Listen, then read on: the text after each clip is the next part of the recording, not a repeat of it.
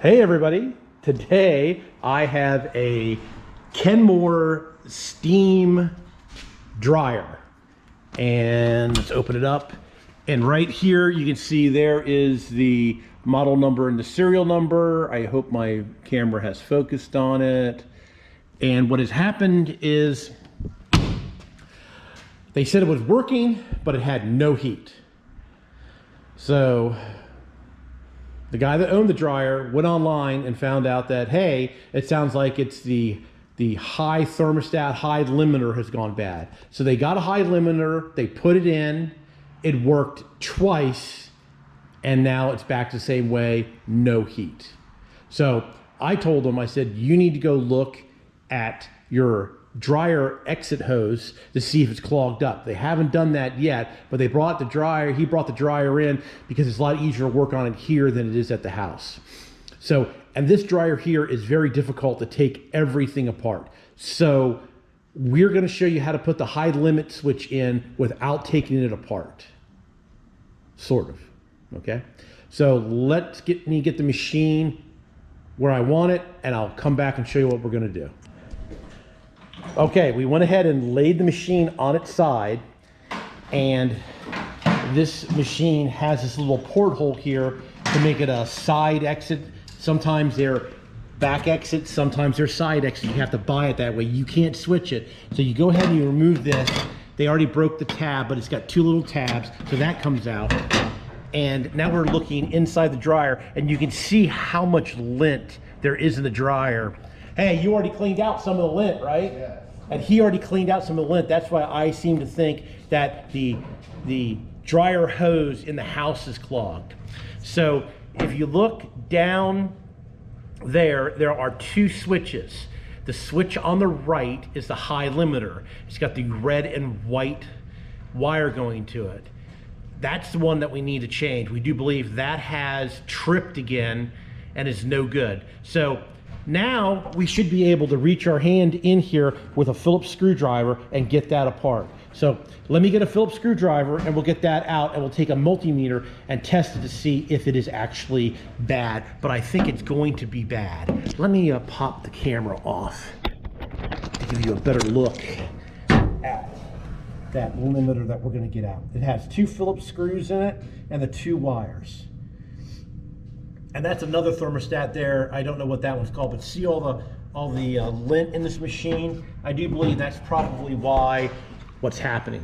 So let me get a screwdriver and we'll get that out and we'll test it. Okay, that's what's good about being at work. We have this super long Phillips screwdriver that we can go in here and with the magnet on the end to get the screws out. So there's one of them. Set that on the top of the machine, and then we can come back in here, and I have a magnet on this screwdriver. Let's see. It's just too much. Let's pull the magnet off.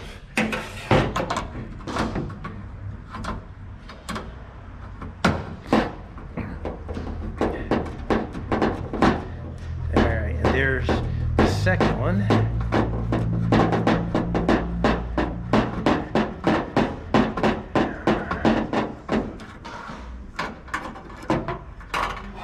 There's the second screw. We just reach in there with our hand.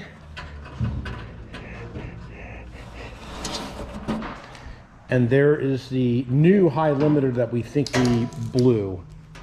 So we're going to take the multimeter. We have it on ohms. And go ahead and touch the two. And it is open, so it has blown again. Yep. So we happen to have a used one that we can put in it, but now we need to find out why it has blown two of these. It blew the original one and has blown this one. So we are going to take and get the vacuum cleaner out, and we're going to vacuum up all this hair out of here, and we're going to run some compressed air through the machine to make sure that the machine is all open. Unfortunately, we do not have this style plug here at work to try it. But I do believe what's going on is the house is clogged up. All right, everybody, so there you go. This is the easiest way to put the high limiter in when your dryer works, but it doesn't put heat out. Now, it's a possibility that the heating element has gone bad, but if you look online, this machine here says that the high limit ones go bad on this particular machine all the time. Alrighty, so there you go. There's an easy way how to get the high limit out. And if you need to get the other one out, it's right there also. So we're gonna clean this machine up, put the part in it, and he's gonna take it home and try it with it unplugged after we cleaned it all up. And then he's gonna have to figure out if the tubes and everything on the dryer exit is clogged up, and I do believe they are. All right, everybody, thanks a lot for watching. Please subscribe. You can always do that in that corner there. Please give me a thumbs up if you like the and more of the channel. All right, here's some bonus footage. So we're gonna go ahead and clean the dryer. The screen was pretty much clogged, so G Jr.'s got an air blower from our compressor. He's gonna put it down there. We already did it once, but look at all the stuff that's blown out. Go ahead. Well, coming out over there. He got a bunch out of it already. Coming out the front. So maybe this machine's also clogged up.